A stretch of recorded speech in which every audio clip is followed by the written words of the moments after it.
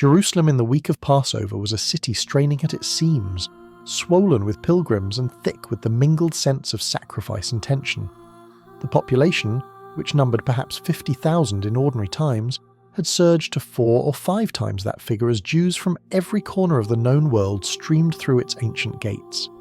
They came from Alexandria and Babylon, from the coastal cities of Asia Minor and the scattered communities of the diaspora, all of them drawn by the gravitational pull of memory and obligation, the annual remembrance of the night when God had struck down the firstborn of Egypt and passed over the blood-marked doors of Israel.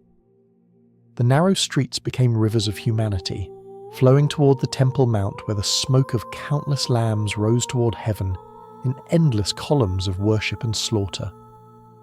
The Romans watched it all with the cold vigilance of an occupying power that understood exactly how dangerous religious fervour could become. Pontius Pilate had travelled from his comfortable headquarters in Caesarea Maritima specifically for this festival, bringing with him additional cohorts to reinforce the permanent garrison at the Antonia fortress. The fortress loomed over the temple courts like a stone fist, its towers providing clear sightlines to the crowds below, its soldiers ready to descend at the first sign of insurrection. Passover was, after all, a celebration of liberation from foreign oppression, a theme that required no great imagination to apply to present circumstances. Every year, the Roman governor held his breath and hoped that the week would pass without incident. Every year, the potential for explosion hung in the air like the smell of smoke before a fire. Into this seething cauldron of devotion and danger moved a man whose presence attracted little attention and whose name was known only to certain circles of power and influence. Joseph was his name, a common enough designation in a land where the patriarch's memory still shaped the naming of sons, and he hailed from a town called Arimathea, nestled in the Judean hills some 20 miles northwest of the Holy City. The town was ancient, likely the same Ramathaim Zophim that had given birth to the prophet Samuel 1,000 years earlier, and it carried the quiet dignity of places that had witnessed history without seeking to dominate it. Joseph himself embodied something of this quality, a man of substance who did not flaunt his wealth, a man of position who did not trumpet his authority, a man whose influence was felt more than it was announced. He was a member of the Sanhedrin, the supreme council of 71 elders that governed the religious and civil affairs of the Jewish people under Roman oversight. This was no small distinction.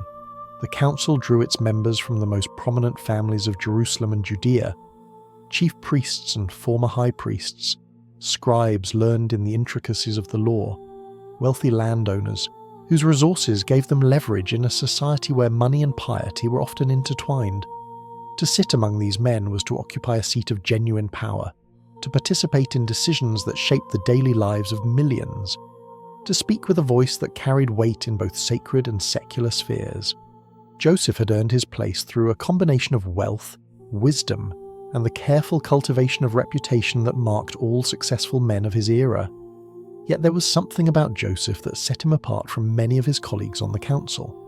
The Gospel writers, looking back on his life from the vantage point of resurrection faith, would describe him as a good and righteous man, language that suggested more than mere religious observance. Luke would add that he was waiting for the kingdom of God, a phrase that placed him among those Jews who had not given up hope that the Almighty would fulfill his ancient promises, that a deliverer would come, that Israel's long night of subjugation would give way to a dawn of divine restoration. In an age of cynicism and collaboration, of religious leaders who had made their peace with Roman occupation, and seducing aristocrats who denied the resurrection of the dead, Joseph maintained a quiet expectancy that something was about to change. This Passover week, something had changed, though not in any way that Joseph or anyone else had anticipated. The teacher from Galilee had come to Jerusalem. Joseph had been hearing reports about Jesus of Nazareth for the better part of 3 years now. Fragmentary accounts that filtered down from the northern territories, stories that grew more extraordinary with each retelling. A man who spoke with authority unlike the scribes, a healer who restored sight to the blind and mobility to the lame, a prophet who challenged the religious establishment with parables that cut like knives and pronouncements that bordered on blasphemy. The Sanhedrin had been tracking these reports with growing alarm, dispatching representatives to observe and interrogate, debating among themselves what should be done about this itinerant preacher who was stirring up the common people and threatening the delicate balance of power that kept the peace with Rome. Joseph had listened to these debates with a turmoil he dared not express.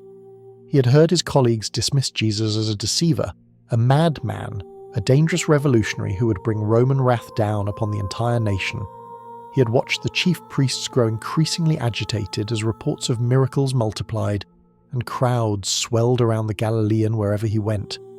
He had sat in silence as strategies were discussed for discrediting the teacher, for turning the people against him, for eliminating the threat he posed to their carefully constructed world.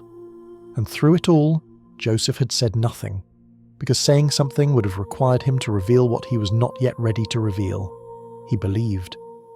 The conviction had grown slowly, like a seed germinating in darkness, sending roots deep into the soil of his heart before any visible shoot appeared above the surface.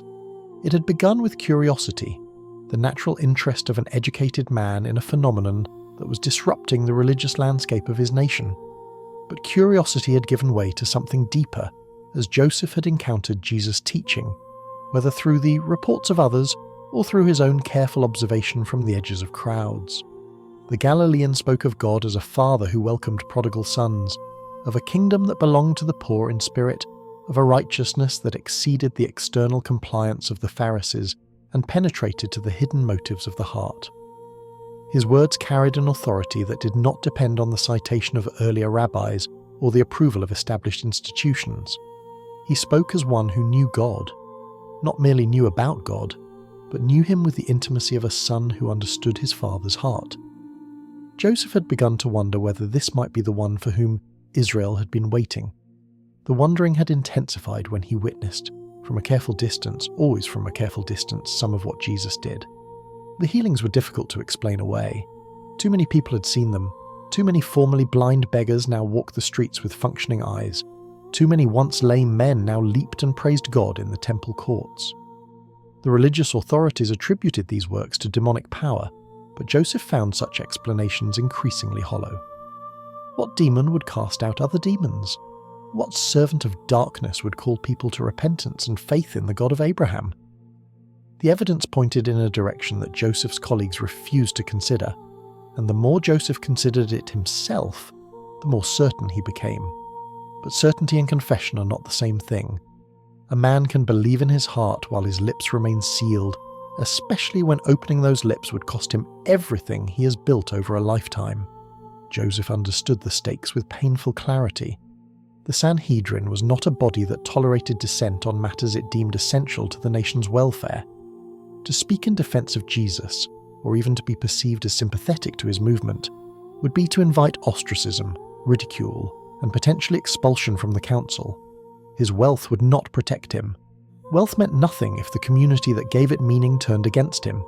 His reputation would be destroyed, his family name tarnished, his influence reduced to nothing. He would become, in the eyes of his peers, a fool at best and a traitor at worst. The synagogue would close its doors to him, his friends would cross the street to avoid him, everything he had worked for across decades of careful positioning would crumble into dust. And so, Joseph kept silent.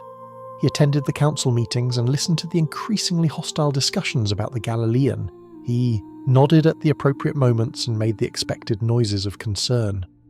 He voted with the majority on routine matters and abstained, when he could manage it, on questions that touched too closely on his hidden convictions. He lived a double life. Outwardly, the respectable elder. Inwardly, the secret disciple. And the weight of this duplicity pressed upon his soul like a stone that grew heavier with each passing day. The Passover pilgrims flooding Jerusalem's streets that week had no idea that they were walking toward a collision between heaven and earth. They came to remember liberation, to sacrifice their lambs, to celebrate the ancient story of deliverance from Egypt. They came expecting the festival they had always known, the familiar rituals, the traditional meals, the comforting rhythms of a commemoration that stretched back more than a millennium. Some of them had heard of Jesus. A few had even seen him ride into the city on a donkey earlier that week, hailed by crowds who spread their cloaks on the road and waved palm branches and shouted words from the Psalms that belonged to kings. But most of them had other concerns. finding lodging, purchasing their lambs, reuniting with family members they had not seen since the previous year's pilgrimage. Joseph moved through these crowds like a man carrying a secret wound. He had seen the triumphal entry, had watched from a rooftop as the procession passed below, had heard the hosannas rising toward heaven, and felt his heart leap with a hope he could not voice. Was this the moment? Was Jesus about to declare himself, to claim the throne of David, to inaugurate the kingdom that the prophets had foretold? For one intoxicating afternoon, it had seemed possible that everything was about to change, that the waiting was over, that the silent follower might soon have the opportunity to step forward and declare his allegiance openly. But the days that followed had brought no revolution, no coronation, no dramatic overthrow of Roman power or religious corruption. Instead, there had been confrontations in the temple, Jesus overturning the tables of the money changers, debating with Pharisees and Sadducees, teaching parables that seemed aimed directly at the religious authorities. The chief priests had grown more agitated with each passing day, their whispered conversations taking on an urgency that bordered on panic. Something was being planned, Joseph could sense it. Secret meetings from which he was excluded, consultations with figures he did not recognize, a gathering storm that was about to break. The night air carried a chill as Joseph made his way through the darkening streets toward his lodging. Somewhere in this city, Jesus was preparing to celebrate the Passover with his closest followers. Somewhere, Judas Iscariot was finalizing arrangements that would transform an act of betrayal into the hinge of history. Somewhere, Roman soldiers were checking their weapons and reviewing their orders. And somewhere, in the chambers of the high priest's palace, the final plans were being laid for a trial that would violate every principle of justice the Sanhedrin was supposed to uphold. Joseph knew none of these specifics, but he sensed the approaching catastrophe with the instincts of a man who had spent his life reading the currents of power. The city that was preparing for Passover was also preparing, without knowing it, for a crucifixion.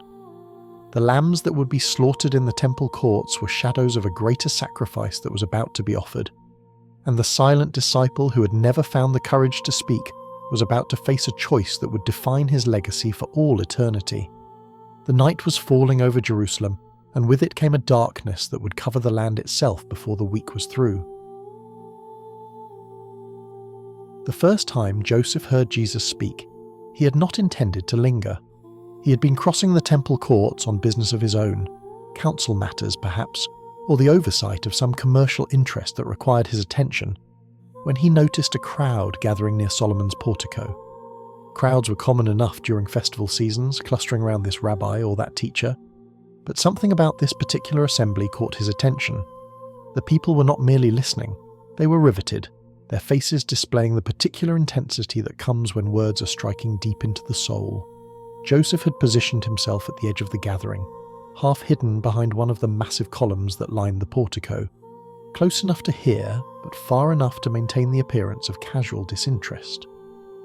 The speaker was a man of perhaps 30 years, dressed in the simple garments of a Galilean craftsman, his accent carrying the distinctive inflections of the northern territories that sophisticated Jerusalemites often mocked. There was nothing in his appearance that would have marked him as extraordinary, and yet when he opened his mouth, the words that emerged carried a weight that Joseph had never encountered in all his years of studying Torah and attending the lectures of renowned scholars. You have heard that it was said to those of old, "You shall not murder, and whoever murders will be in danger of the judgment. But I say to you that whoever is angry with his brother without a cause shall be in danger of the judgment." The formula was audacious beyond measure. You have heard, but I say to you, as if this untrained teacher from Nazareth possessed authority equal to or greater than the Torah itself, as if he had the right to interpret and intensify the commandments that Moses had received on Sinai. The scribes and Pharisees never spoke this way. They built their arguments on the accumulated wisdom of generations, citing this rabbi and that sage, constructing elaborate chains of tradition that anchored their conclusions in respected precedent. But Jesus cited no one.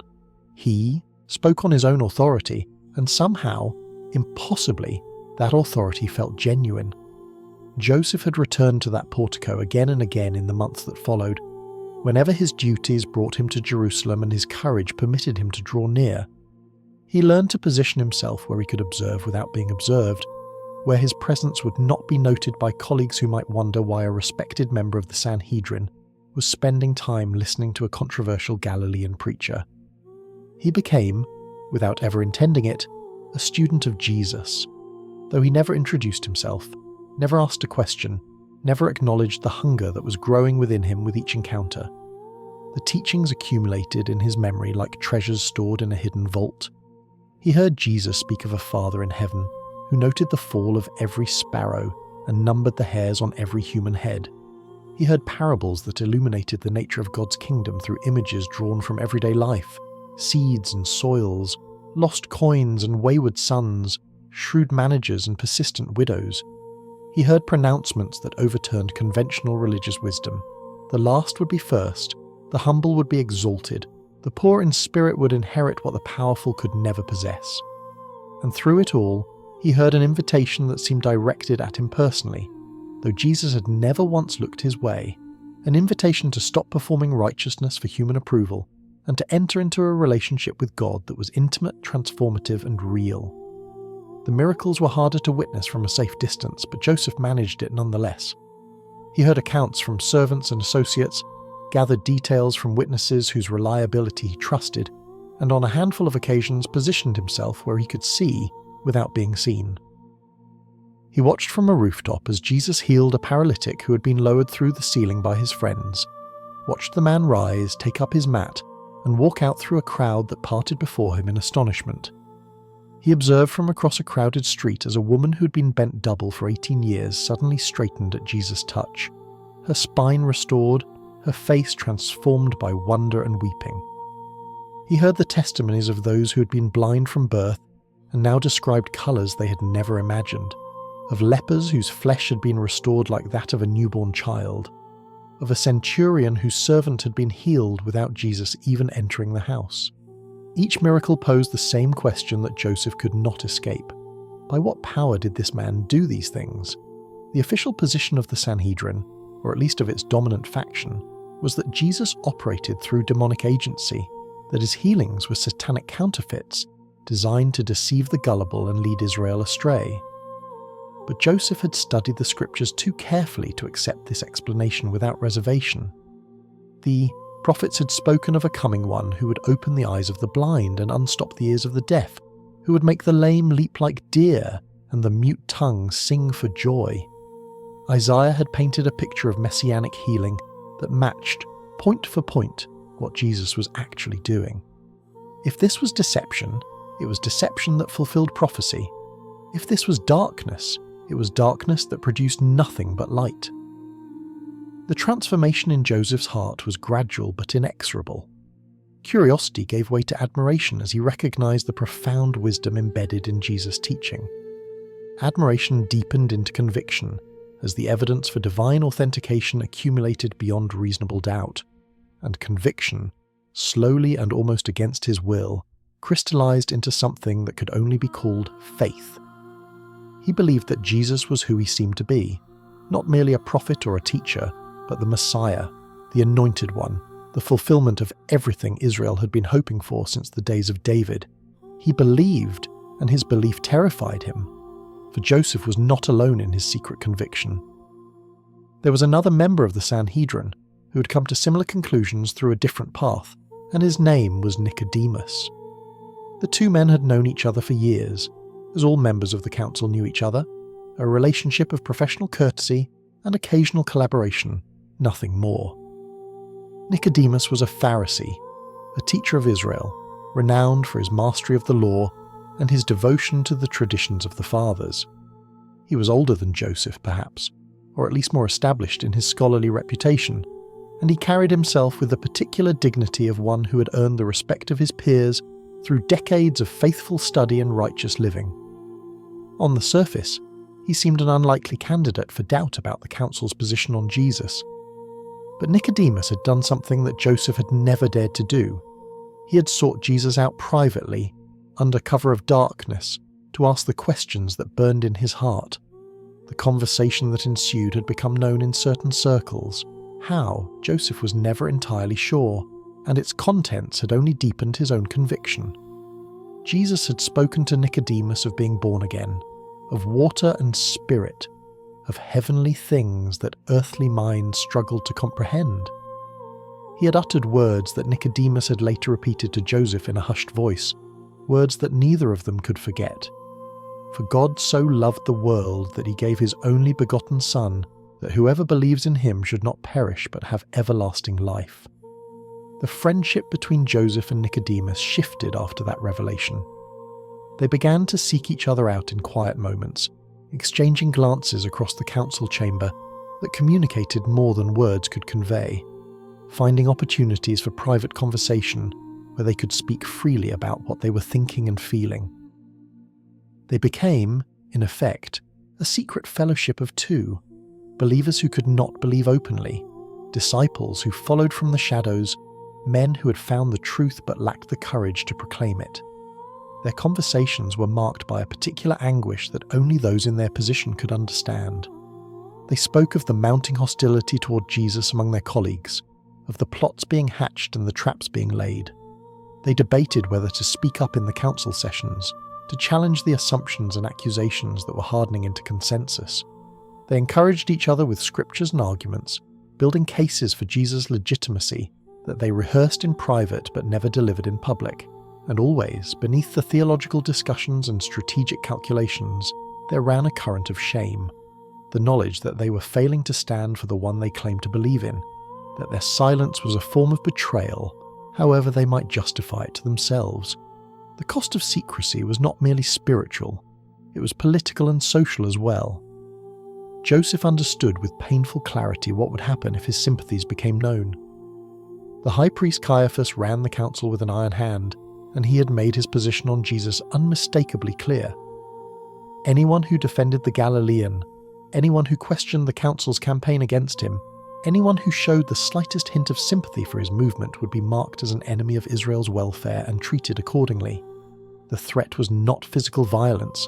The Sanhedrin did not operate that way, but something more insidious: exclusion, marginalization, the slow death of reputation and influence that was worse than physical death for men who had built their lives on standing and respect. Joseph had seen it happen to others. A scribe who had spoken too favourably of Jesus' interpretation of the law had found himself gradually frozen out of important discussions, his opinions ignored, his presence barely acknowledged. A merchant who had allowed Jesus to teach in his courtyard had discovered that his business relationships were suddenly cooling, that contracts were being awarded to competitors, that the invisible web of patronage and favour that sustained commercial success in Jerusalem was being withdrawn. The message was clear. Association with Jesus came at a price, and the price was everything a man had worked his whole life to build. And so, Joseph remained silent. He attended the council meetings where Jesus was discussed with increasing venom, and he said nothing. He listened to his colleagues twist Jesus' words and misrepresent his actions, and he offered no correction. He watched the conspiracy against the Galilean teacher gather momentum like a boulder rolling downhill, and he made no move to stand in its path. He was a secret disciple, a silent follower, a man whose faith lived entirely in the hidden chambers of his heart, while his public life continued as if nothing had changed. The weight of this duplicity pressed upon him constantly. He found himself lying awake at night, rehearsing conversations he might have had, words he might have spoken, stands he might have taken.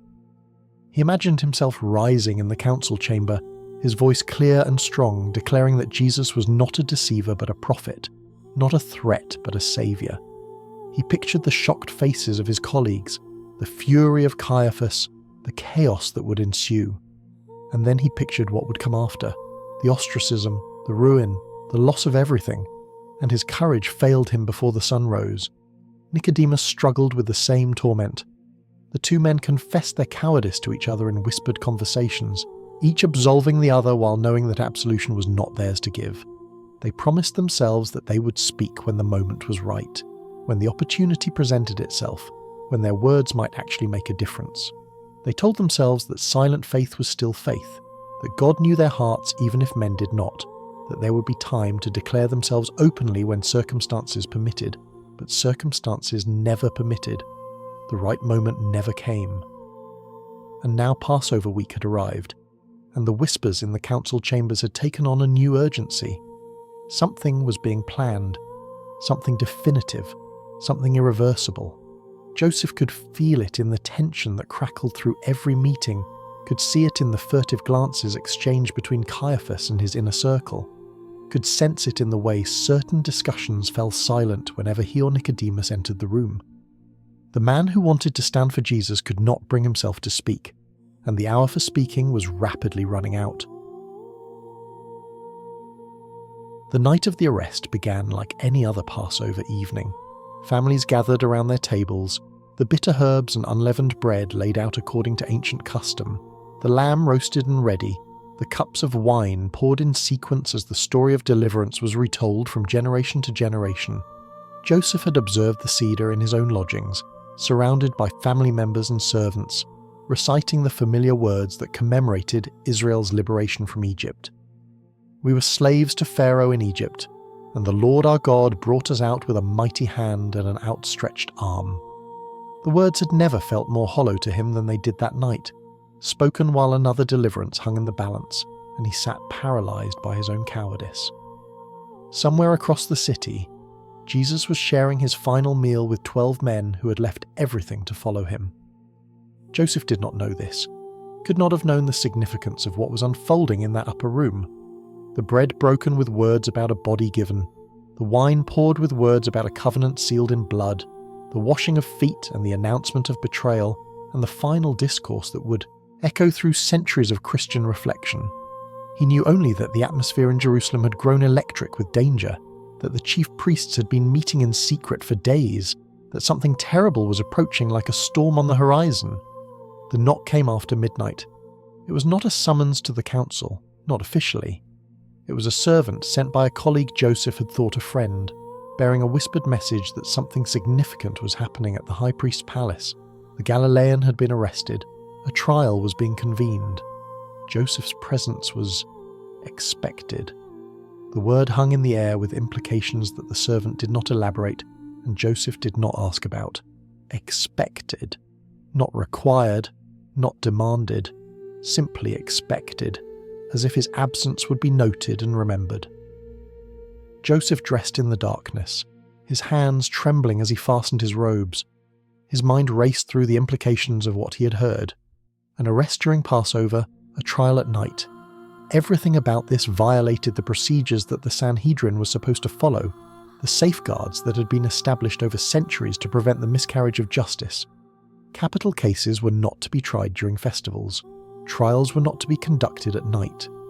Verdicts of condemnation were not to be rendered on the same day as the trial itself. These were not mere technicalities. They were protections built into the system by sages who understood how easily the machinery of justice could be corrupted by haste and passion. But Joseph also understood, with a clarity that turned his stomach, why these rules were being broken. The chief priests needed to act quickly before the Passover crowds could react, before Jesus' supporters could organize, before anyone with sympathies toward the Galilean could mount an effective defense. Speed was essential to their plan. The cover of darkness was their ally, and the rules, those carefully constructed safeguards, were obstacles to be circumvented rather than principles to be honoured. He could go to the palace and protest. He could stand in the council chamber and demand that proper procedures be followed. He could invoke the authority of tradition, the weight of precedent, the sacred obligation to pursue justice even for those accused of the most serious offences. He could do all of this, and it would accomplish nothing except to mark himself as an enemy of the high priest faction, and possibly to ensure that whatever slim chance Jesus had of surviving this night would be reduced to nothing. Or he could stay home. He could claim illness, or ignorance, or the obligations of the festival.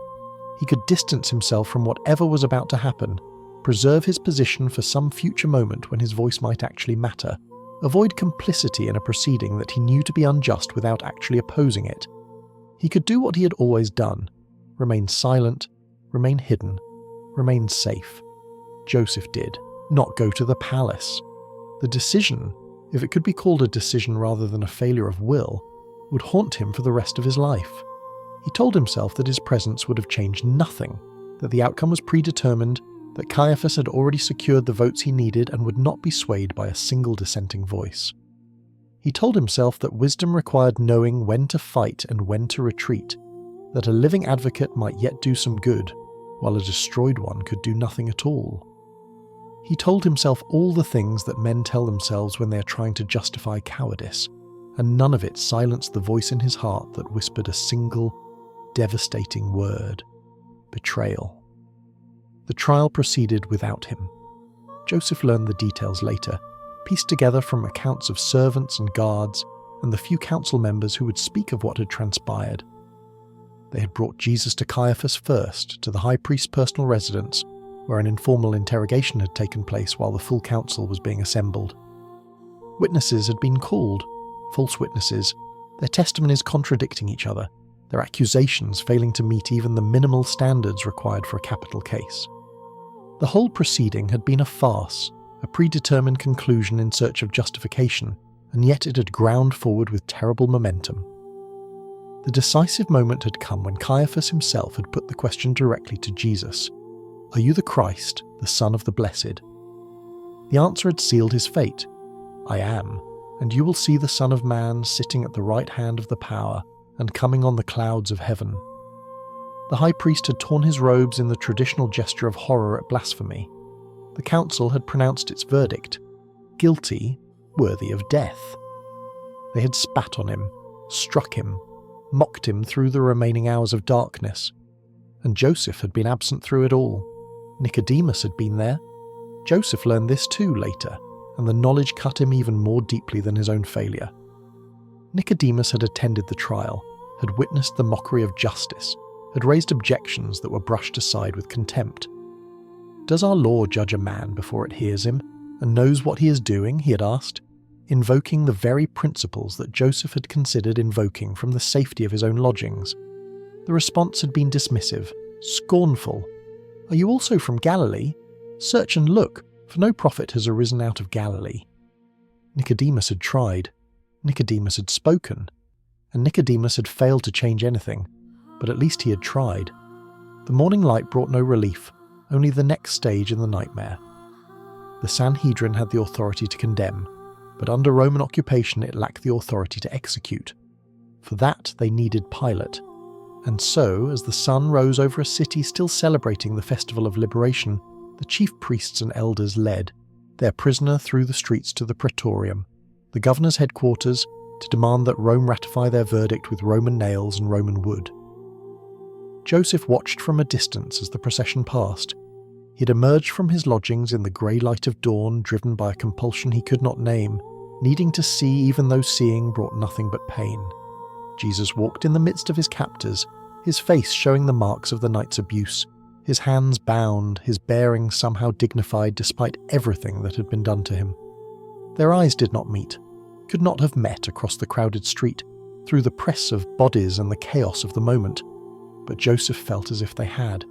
He felt as if Jesus saw him there, hidden in the crowd, watching but not acting, following but not declaring, believing but not confessing. This silent disciple, exposed by his very silence.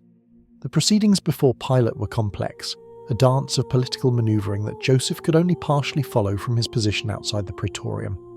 The governor was reluctant.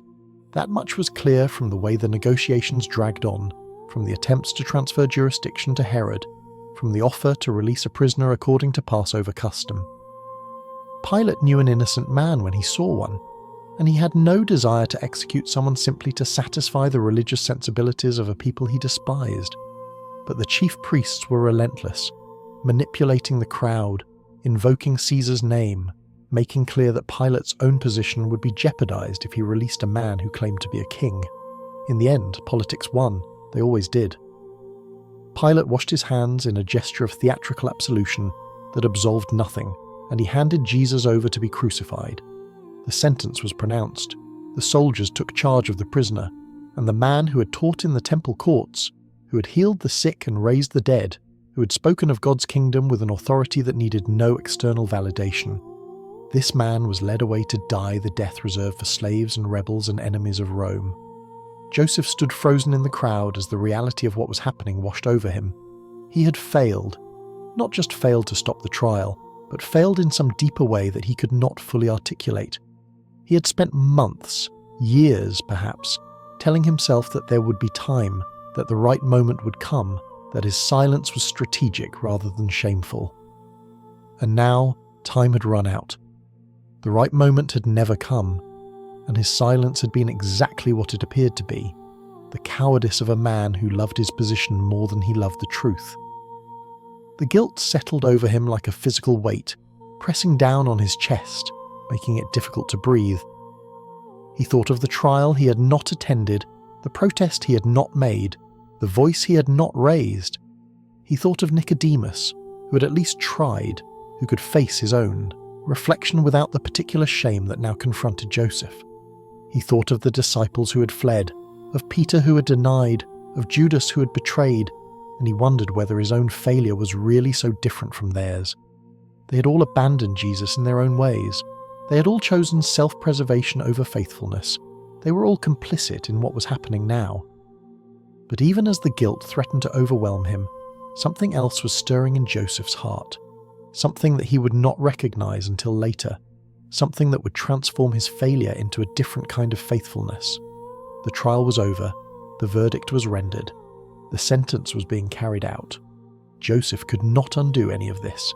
He could not travel back through time and find his voice in the council chamber, could not stand before Caiaphas and demand justice, could not change the outcome that was even now unfolding on a hill outside the city walls. But perhaps, there was still something he could do. Not to save Jesus, for Jesus was beyond saving now, but to honour him, to serve him, to declare in some final act of devotion the allegiance that Joseph had been too afraid to declare while it might have mattered. The thought was formless at first, more feeling than plan, more impulse than strategy. But as the morning wore on and the crowds began to move toward Golgotha, Joseph found himself moving with them. He did not know yet what he would do. He knew only that he could not stay hidden any longer, could not watch from a safe distance while the one he believed in was tortured to death. The time for silence was over. His council, not Rome, his own council, the body he had served and respected for years, had destroyed the one he believed was the Messiah. Joseph could not undo that destruction, but he would not let it be the final word. Golgotha was not far from the city walls. Roman efficiency demanded that executions be visible enough to serve as warnings, but removed enough to spare the sensibilities of those who preferred not to witness the empire's brutality. The place was called the Skull, perhaps for the shape of the rocky outcrop that rose from the surrounding terrain, perhaps for the grim harvest of death that had accumulated there over years of occupation. It was a place of dust and flies and the particular silence that descends when suffering becomes too profound for words, a silence broken only by the sounds of hammers, the groans of the dying, and the weeping of those who had come to watch their loved ones perish. Joseph approached with the crowd that had followed the execution procession from the praetorium, but he did not press forward to the front. He found a position on elevated ground, perhaps 100 paces from the crosses, close enough to see but far enough to maintain the ambiguity that had defined his discipleship from the beginning. He was there, but he was not there. He was witnessing, but he could claim to be merely curious. Another face in the crowd, drawn by the same morbid fascination that drew so many others. Even now, even at this final hour, some part of him was still calculating the costs of being seen. 3 crosses had been erected against the pale morning sky. Jesus hung on the centre one, flanked by 2 criminals whose offences had brought them to the same fate, by different paths. The Romans had stripped him before nailing him to the wood, standard procedure for crucifixion, designed to maximise humiliation as well as suffering. Though someone had wrapped a cloth around his waist, a small concession to Jewish sensibilities about nakedness. Above his head, a sign had been affixed bearing the charge against him, written in Hebrew and Greek and Latin so that no one could miss the message: Jesus of Nazareth, the King of the Jews. The chief priest had objected to the wording, Joseph would later learn. They had wanted Pilate to write, "He said, I am King of the Jews," a crucial distinction between claim and reality. But Pilate, perhaps nursing his resentment at being manipulated into this execution, had refused. What I have written, I have written." And so the sign remained, proclaiming in 3 languages a truth that its author did not believe and its opponents could not accept. This broken, bleeding man was royalty.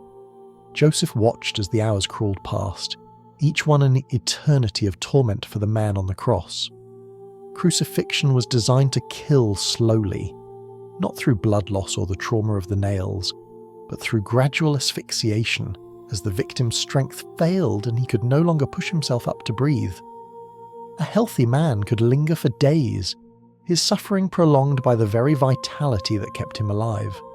The Romans had refined this torture to a terrible art, and they showed no inclination to hasten the process for any of the 3 men dying on that hill.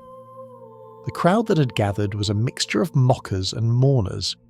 The chief priests and scribes had come, their presence a final assertion of triumph, their voices raised in taunts that demonstrated just how thoroughly they had hardened their hearts against any possibility that they might be wrong.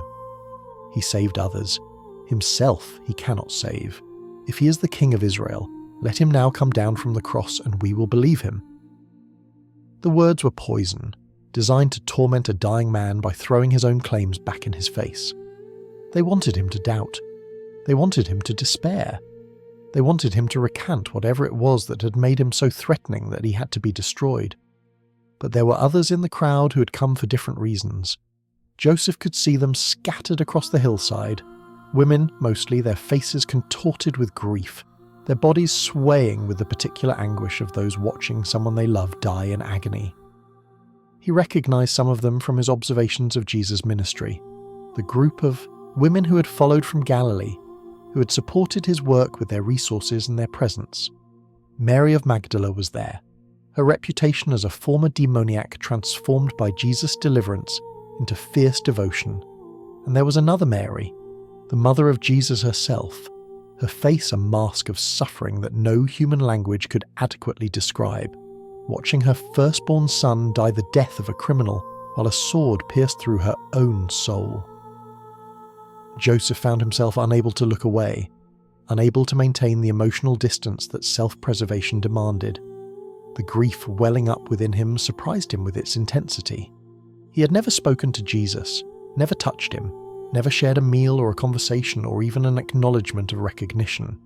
His entire relationship with the man on the cross had been conducted from the margins, through observation and report and the private conviction of his own heart.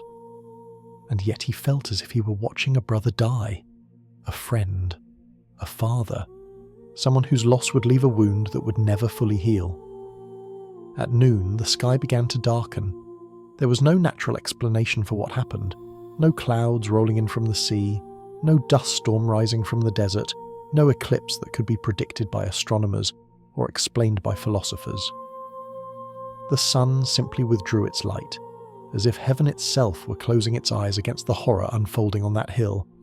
Darkness covered the land, not the darkness of twilight or overcast weather, but something deeper, something primordial, something that pressed against the soul as much as the eyes. For 3 hours, from noon until mid-afternoon, the world held its breath in a shadow that felt like judgment. The mockers fell silent. Even the soldiers, hardened professionals who had witnessed countless executions without flinching, began to exchange uneasy glances. This was not normal. This was not natural. Something was happening that their training had not prepared them for, that their gods could not explain, that their swords could not defend against. The darkness pressed down upon Golgotha like the hand of a deity none of them had reckoned with, and in that darkness the man on the centre cross continued to die. Joseph stood rooted to his spot on the hillside, the darkness wrapping around him like a shroud. He thought of the plagues of Egypt, of the darkness that had covered the land for 3 days before the death of the firstborn, of the God who had declared through his prophets that he would make the sun go down at noon and darken the earth in broad daylight. He thought of the words he'd heard Jesus speak about light and darkness, about men loving darkness because their deeds were evil, about the light that shines in the darkness and the darkness that cannot overcome it. Was this the final victory of darkness then? Was the light being extinguished forever on this desolate hill? At the 9th hour, 3 in the afternoon by Roman reckoning, a cry tore through the darkness with a force that seemed to shake the very air. Eloi, Eloi, lama sabachthani? The words were Aramaic, the common tongue of Palestinian Jews, and their meaning was unmistakable. My God, why have you forsaken me? Some in the crowd, misunderstanding or pretending to misunderstand, thought he was calling for Elijah. But Joseph knew the words. They were the opening line of Psalm 22, the ancient lament of David, the cry of a righteous sufferer who felt abandoned by the God he had trusted. Jesus was not calling for a prophet. He was praying scripture with his final breaths, identifying himself with every innocent sufferer who had ever felt the silence of heaven in their darkest hour.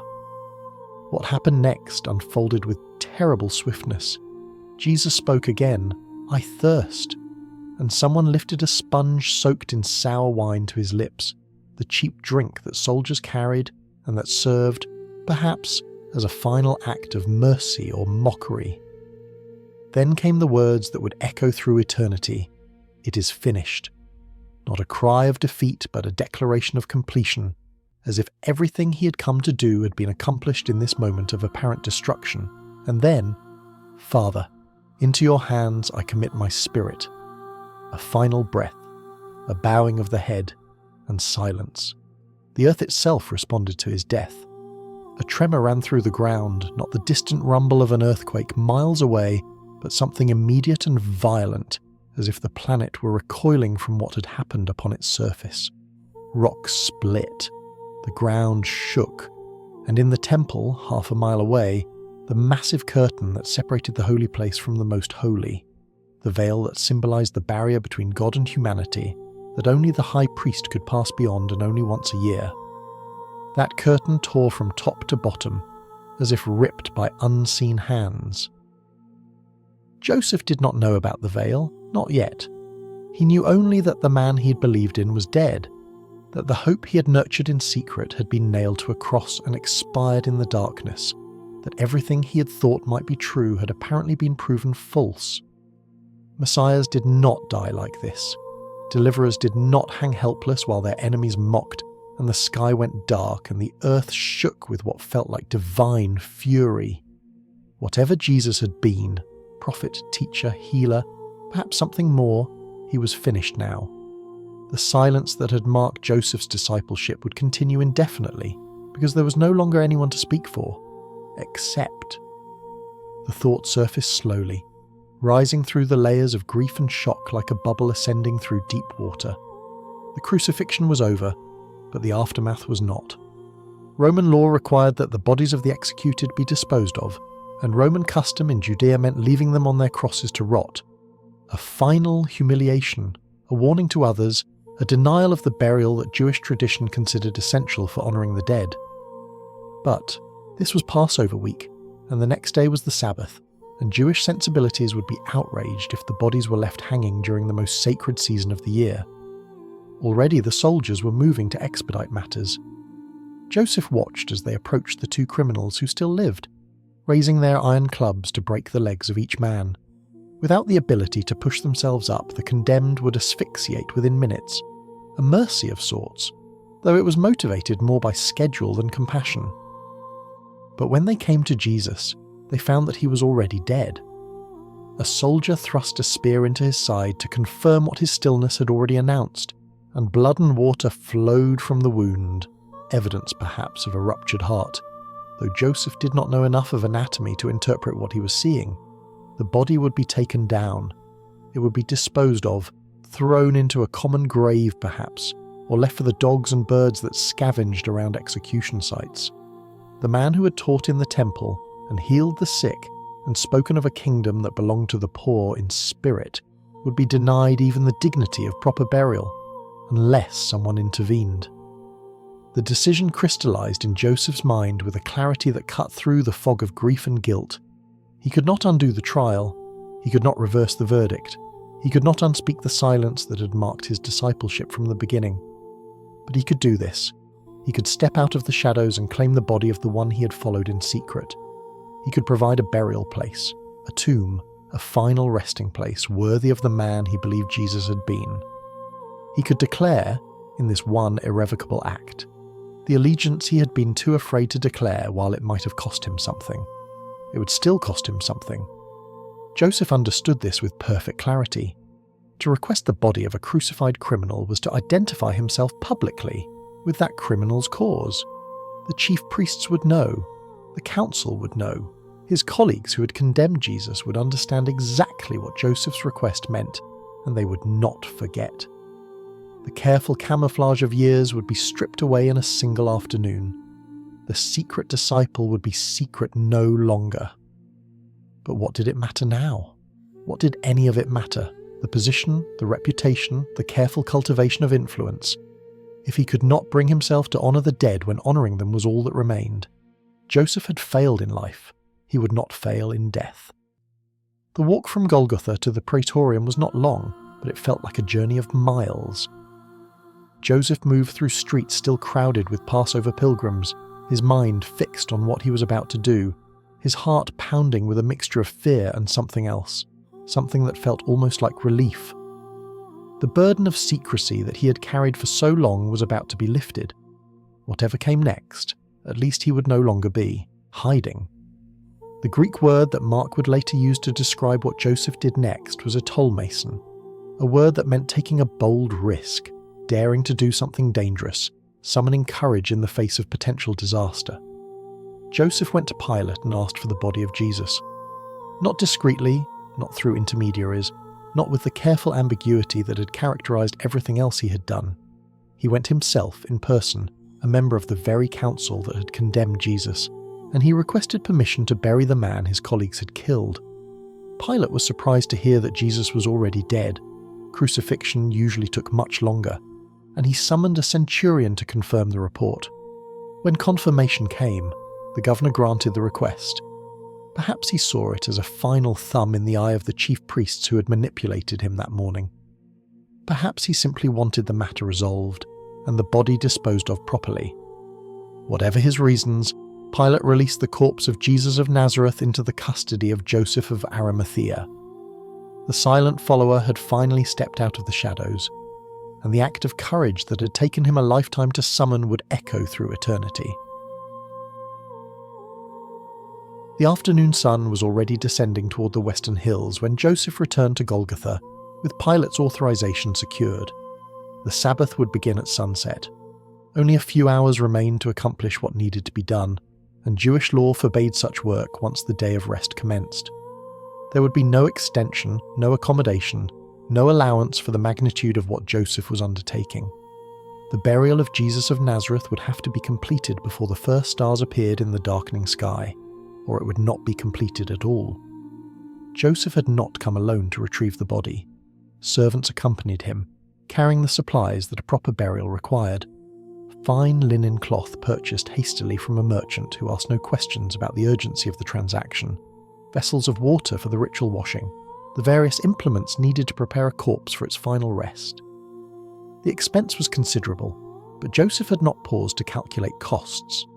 What was wealth for, if not for moments like this? He had accumulated his fortune through decades of careful stewardship, had lived modestly despite his means, had never been one to display his prosperity through lavish consumption. Now, finally, his resources would serve a purpose worthy of them.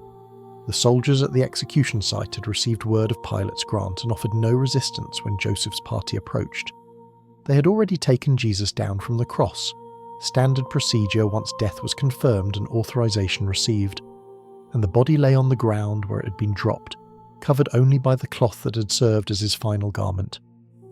The other two victims still hung on their crosses, their broken legs having hastened an end that would be complete before the Sabbath began.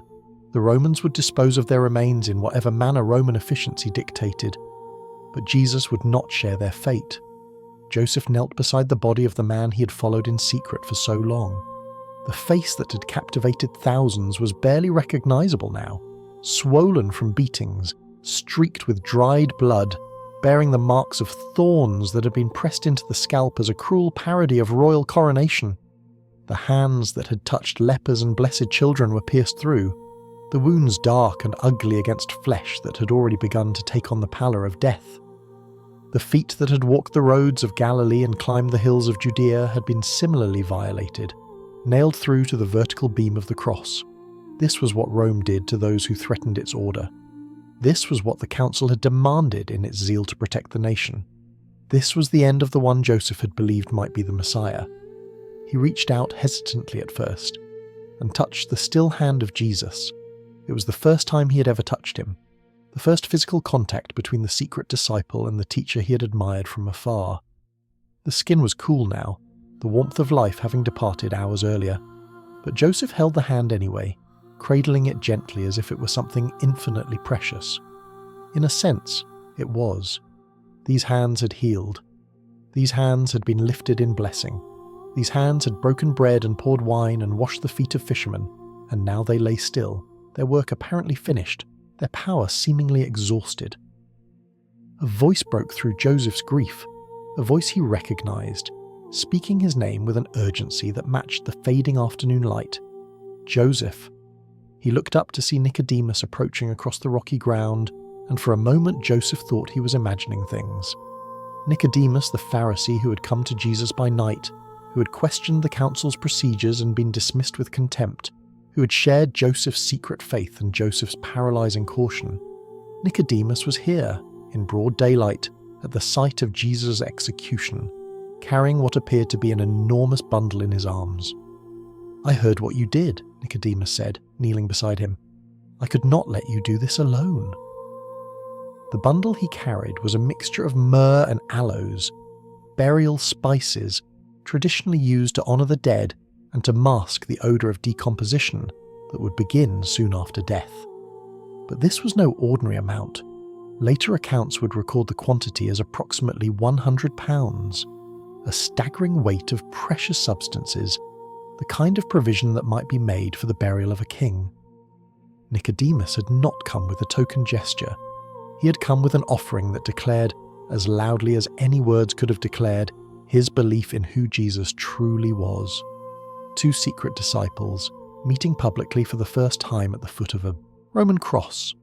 Two members of the council that had condemned Jesus, now kneeling beside his corpse to provide the burial that his condemned status would normally have denied him. Two men who had spent years hiding their faith were finally standing together in the light. Too late to save him, perhaps, but not too late to honor him. They worked quickly, conscious of the time that was slipping away. The body had to be washed, a sacred obligation in Jewish tradition, the final act of care that the living owed to the dead. Joseph's servants brought water, and the two men performed the task themselves, their own hands cleansing the wounds and removing the blood and grime that covered Jesus from head to foot. It was intimate work, holy work, the kind of service that required setting aside all considerations of status and dignity. These were wealthy men, powerful men, men who had servants to perform menial tasks. But they did not delegate this duty. They washed the body of their Lord with their own hands, and in doing so they enacted a devotion that words had never managed to express. The linen cloth that Joseph had purchased was fine quality, the best that money could buy on short notice. They wrapped the body carefully, binding the spices between the layers of fabric, following the customs that had been handed down through generations. The myrrh and aloes that Nicodemus had brought were applied generously, their fragrance filling the air and mingling with the copper scent of blood that still lingered around the execution site. This was not the hasty disposal of a criminal's corpse. This was a royal burial conducted with the reverence and expense that royalty deserved, even if the royalty in question had died on a cross between two thieves. As they worked, neither man spoke much. There was little to say that the situation did not already communicate. They had failed in life. Both of them, in their different ways, had failed to stand for Jesus when standing might have made a difference. But they were not failing now. Whatever the consequences, whatever the council might say or do in the days to come, Joseph and Nicodemus were declaring their allegiance in the most public and irrevocable way possible. There would be no going back to the comfortable ambiguity of secret discipleship. After this day, everyone would know where they stood. The tomb that Joseph had prepared was nearby, a providential proximity that made the burial possible within the narrow window of time that remained. It was a new tomb, hewn from the rock of a garden that Joseph owned. a burial place that had never been used. Such tombs were expensive to construct, carved by skilled labourers from the living stone of the Judean hills, and they were typically prepared well in advance by wealthy families who wished to ensure a dignified resting place for their members. Joseph had commissioned this one for himself, presumably, a final home where his own body would one day rest alongside his ancestors. But now he was giving it away. The tomb he had prepared for his own burial would become the burial place of Jesus of Nazareth, the man from Galilee, the teacher and healer and prophet who had been condemned as a blasphemer and executed as a criminal. The investment of years, the careful preparation for his own death, the dignified rest he had planned for himself, Joseph surrendered all of it without hesitation. What was a tomb, after all, compared to the privilege of providing a resting place for the one he believed was the Son of God?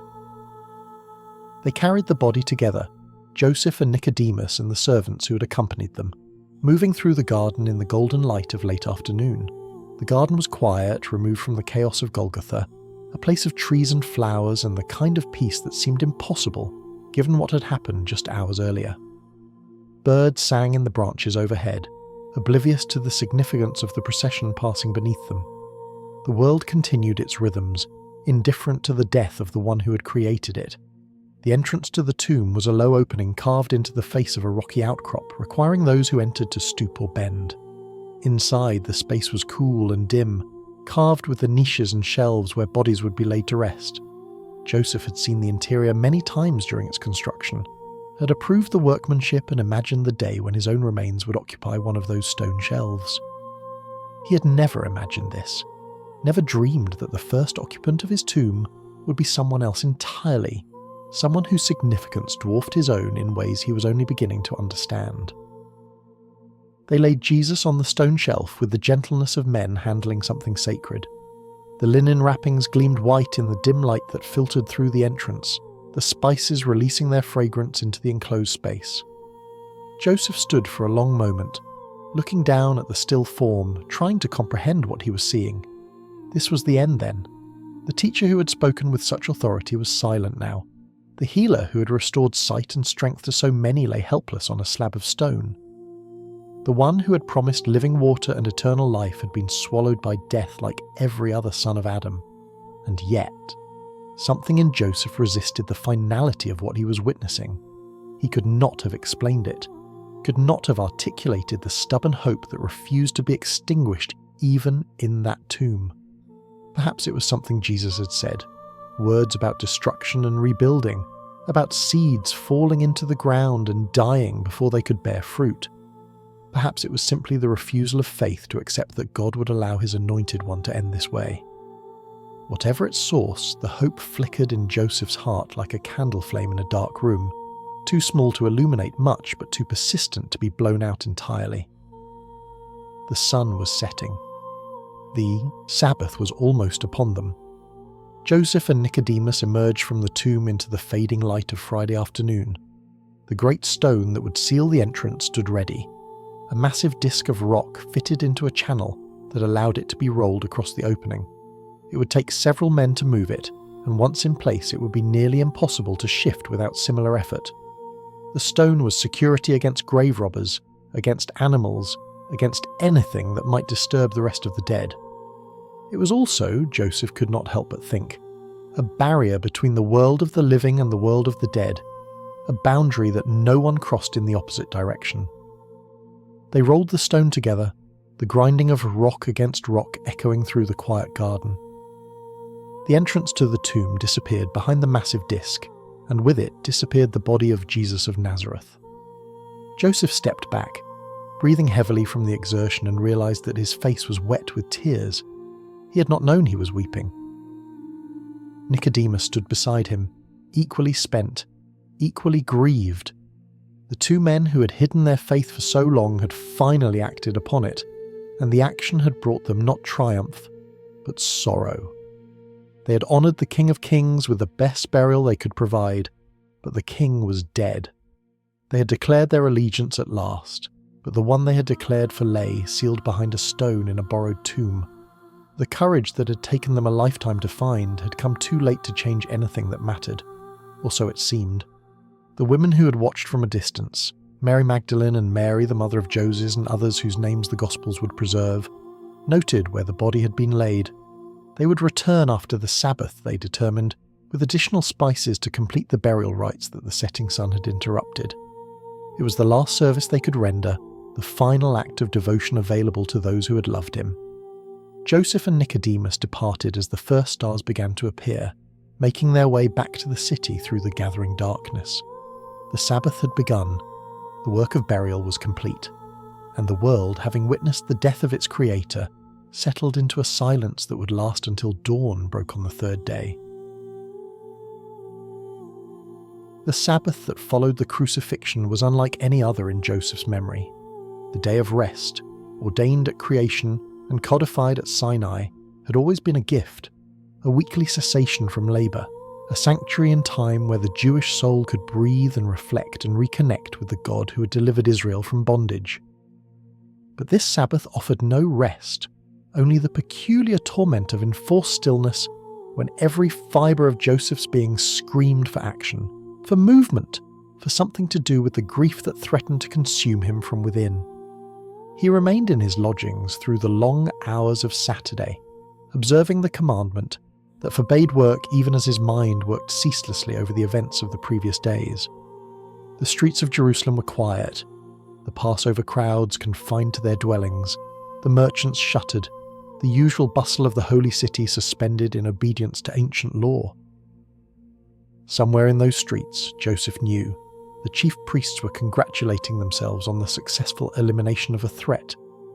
Somewhere the disciples who had followed Jesus were huddled in fear, wondering if they would be next. Somewhere, the women who had watched the burial were preparing spices for a return trip to the tomb once the Sabbath ended. And somewhere, in a garden outside the city walls, behind a stone that sealed the entrance to a rock-hewn chamber, the body of Jesus lay still and cold, beyond the reach of either grief or gladness. Joseph's thoughts circled endlessly around the question he could not escape. Had it been enough? The burial had been honourable. He could tell himself that much with confidence. The tomb was dignified, the linen was fine, the spices were abundant. Jesus of Nazareth had received a burial fit for nobility, far better than the common grave or the refuse heap that awaited most crucified criminals. Joseph had stepped out of the shadows, had declared his allegiance, had risked his reputation and his position to provide what he could provide. In the terrible calculus of discipleship, surely this counted for something. But the question persisted, gnawing at the edges of his consciousness like a rat in the walls of an otherwise quiet house. Was it enough? Was a dignified burial sufficient compensation for years of silence? Did the courage of Friday afternoon atone for the cowardice of Thursday night? Joseph had not attended the trial. He had not raised his voice in the council chambers. He had not stood before Caiaphas and demanded justice, had not confronted Pilate with the innocence of the accused, had not done any of the things that a true disciple might have done when his master's life hung in the balance. He had hidden and calculated and preserved himself. And then, when it was too late to matter, he had finally found the courage to act. The burial was not nothing. Joseph knew this. But it was not everything either. It was not a defence offered when defence might have made a difference. It was not a vote cast against condemnation in the council that had condemned. It was not a voice raised in the darkness of an illegal trial, demanding that proper procedures be followed. It was, at best, the last resort of a man who had failed at every earlier opportunity. A final gesture of honour for someone he should have honoured all along. Was it too little? Was it too late? The questions had no answers, or rather, they had answers that Joseph could not bear to accept. He rose from his seat and paced the confines of his room, then sat again, then rose once more. The Sabbath prohibition against work extended to travel, so he could not even return to the garden where the tomb lay sealed. He could only wait and think and torment himself with the endless rehearsal of what he might have done differently. The grief that accompanied these reflections was not simple. It contained layers that Joseph was only beginning to understand. Grief for Jesus, certainly, but also grief for himself, for the man he had failed to be, for the opportunities he had squandered and could never reclaim. He had believed that Jesus was the Messiah. He still believed it, somewhere beneath the crushing weight of Friday's events. though the belief made less sense now than it ever had. Messiahs conquered. Messiahs delivered. Messiahs did not die naked on Roman crosses while their followers scattered and their enemies mocked. If Jesus was truly the Anointed One, then God's plan was far stranger and darker than anything Joseph had imagined. And if Jesus was not the Messiah, if the council had been right all along and Joseph had been deceived, then the grief became even more bitter, because it meant that Joseph had sacrificed his standing for a delusion. Either way, he was ruined. The news of his actions would have spread through the council by now. Jerusalem was not a city that kept secrets, especially secrets involving prominent citizens and controversial executions. His colleagues would know that he had requested the body. They would know that he had provided the tomb. They would know that Joseph of Arimathea, respected elder, wealthy landowner, member in good standing of the Sanhedrin, had aligned himself publicly with the man they had condemned as a blasphemer. The comfortable ambiguity of secret discipleship was gone forever. He would face consequences, social, political, perhaps economic, when the Sabbath ended and normal life resumed. And yet, strangely, the prospect of these consequences brought less fear than Joseph had expected. The thing he had dreaded for so long, exposure, ruin, the loss of everything he had built, had finally happened, and he was still breathing. The sky had not fallen. The earth had not opened to swallow him. He was diminished, certainly, in the eyes of those who measured worth by position and influence. But he was also, for the first time in years, free. The burden of secrecy that had pressed upon him for so long had been lifted, and in its place was something that felt almost like peace. The peace of a man who has finally stopped running, who has turned to face the pursuer he can no longer escape. Joseph thought about the others who were spending this Sabbath in various states of grief and fear. The disciples, those rough Galilean fishermen and tax collectors, who had left everything to follow Jesus. Where were they now? Peter, who had boasted that he would die before denying his master, had reportedly denied him 3 times before the rooster crowed on Friday morning. The others had fled when the soldiers arrived in Gethsemane, scattering into the darkness like sheep without a shepherd. They were hiding somewhere in the city, Joseph supposed, terrified that the authorities who had killed their leader would come for them next. They had followed Jesus openly for 3 years, had witnessed miracles and heard teachings that Joseph could only imagine, had been promised thrones in a coming kingdom, and now their dreams lay shattered in a sealed tomb outside the city walls. At least Joseph had his wealth to cushion the fall. At least he had his home in Arimathea to retreat to if Jerusalem became inhospitable. At least he had the resources to rebuild some semblance of a life, even if everything else was stripped away. The disciples had none of these advantages. They had given up their livelihoods to follow Jesus, had trusted that he would provide, had believed that the kingdom he promised was imminent. Now he was dead, and they had nothing. No leader, no plan, no hope. The afternoon light shifted and faded as the Sabbath hours crawled past. Joseph found himself standing at the window, looking out over a city that had no idea what it had done. Jerusalem was going about its Passover observances, celebrating liberation from Egypt, thanking God for deliverance, all while the ultimate deliverer lay dead in a tomb, condemned by the very people who claimed to be waiting for him. The irony was almost too bitter to contemplate. They had been looking for a Messiah, and when he came they had killed him. They had prayed for deliverance, and when the deliverer arrived they had handed him over to the Romans.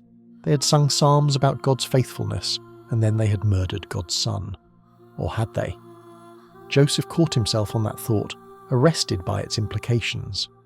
If Jesus truly was who he claimed to be, the Son of God, the one who had authority to forgive sins and command the winds and raise the dead, could death actually hold him? The question seemed absurd even as Joseph formed it. He had seen the body. He had touched the cold flesh, had wrapped it in linen, had laid it on the stone shelf and watched the tomb being sealed. Jesus was dead in every sense that the word could mean.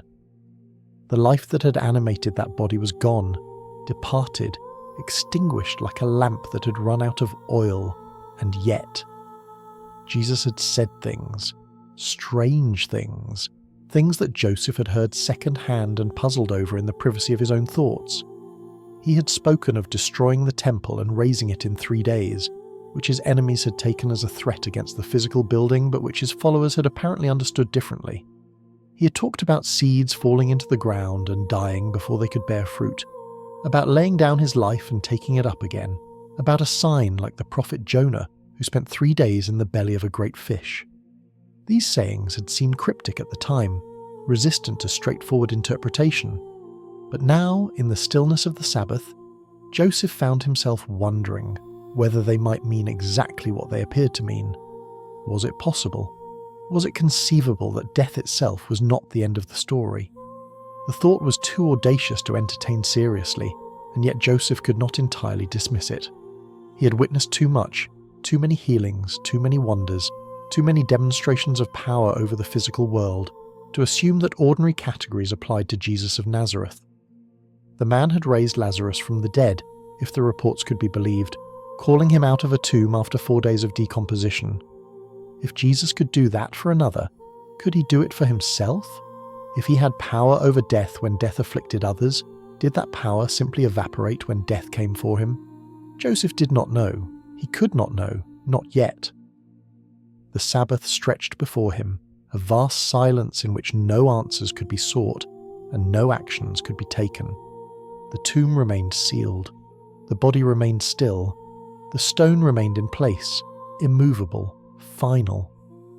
But somewhere beyond the walls of the city, beyond the garden where Joseph had wept as the stone rolled shut, beyond even the sealed entrance of the rock-hewn chamber, something was stirring. The silence of Saturday was not the silence of ending.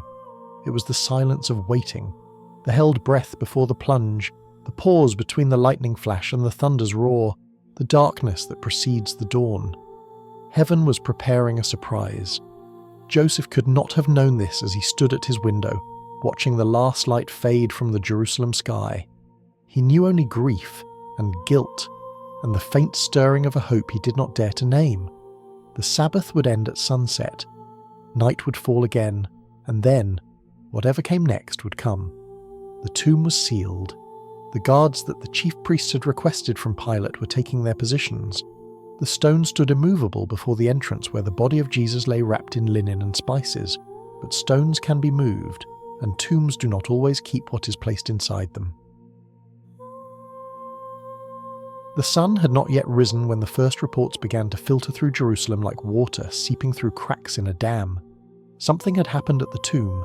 The stone had been moved. The guards had fled. The body was gone. Joseph heard the rumours in fragments, each piece more confusing than the last.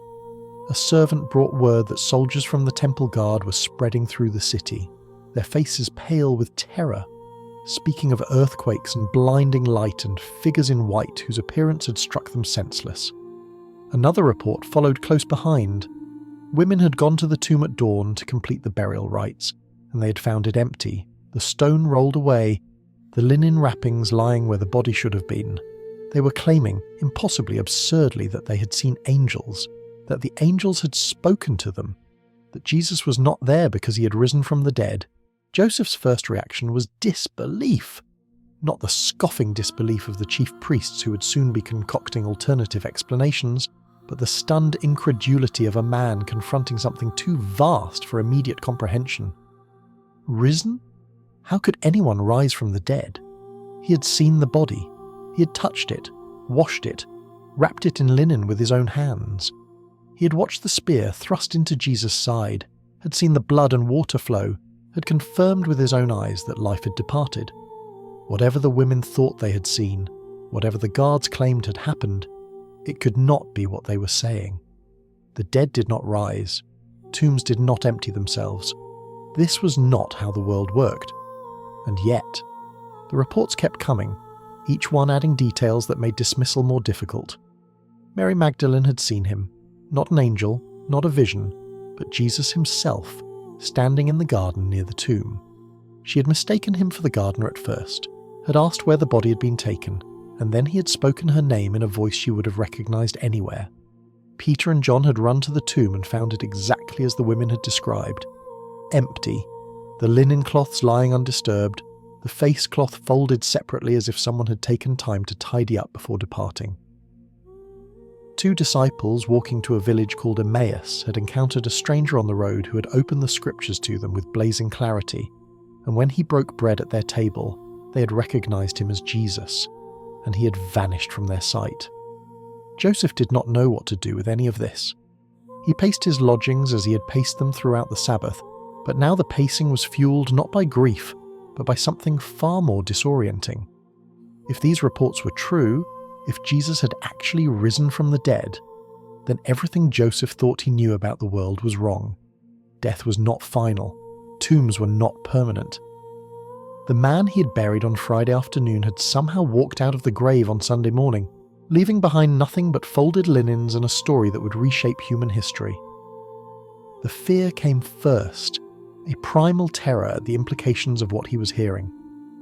If Jesus was alive, then he was not merely a prophet or a teacher or even the Messiah in some limited political sense. He was something else entirely, something that human categories could not contain. The resurrection, if it was real, validated every claim Jesus had ever made about himself. The authority to forgive sins, the power over life and death, the unique relationship with the Father that his enemies had called blasphemy. Joseph had believed these things in a tentative, hopeful way while Jesus was alive, but believing them now in the light of an empty tomb was a different matter altogether. It meant that the one Joseph had followed in secret was exactly who he said he was, the Son of God, the Lord of life, the conqueror of death itself. The awe followed the fear, washing over Joseph like a wave that lifted him off his feet and carried him into waters he had never navigated. He had touched the hands of God. He had washed the body of the Creator. He had wrapped the Lord of the universe in linen and laid him in a tomb carved from rock, and that tomb had become what? A chrysalis? A womb? The birthplace of something so new that the world had no categories for it? Joseph had thought he was providing a dignified end for a failed Messiah. Instead, he had been preparing the stage for the greatest miracle in the history of creation, and then came the joy, tentative at first, almost afraid of itself but growing stronger with each passing hour as the reports multiplied and the evidence accumulated. Jesus was alive. The darkness of Friday had not been the end of the story. The silence of Saturday had been a pause, not a period. Death had done its worst, and death had lost. The one who had promised that whoever believed in him would never die had proven the promise true by dying himself and refusing to stay dead. The grief that had crushed Joseph for 2 days began to lift, replaced by a lightness he had not felt since childhood, a sense of possibility that defied everything his adult experience had taught him about the limits of hope. In the days that followed, Joseph would learn more details. He would hear how Jesus had appeared to the disciples gathered in a locked room, passing through walls and showing them his wounds and breathing on them the Holy Spirit. He would learn of Thomas, who had doubted until he saw, and then had fallen to his knees with words that captured what Joseph himself was coming to understand: my Lord and my God. He would hear of breakfast on a beach in Galilee, of conversations and commissions, of a final ascension into heaven with the promise of return. The scattered pieces would come together into a coherent picture, and that picture would transform not only Joseph's understanding of what had happened, but his understanding of what it meant.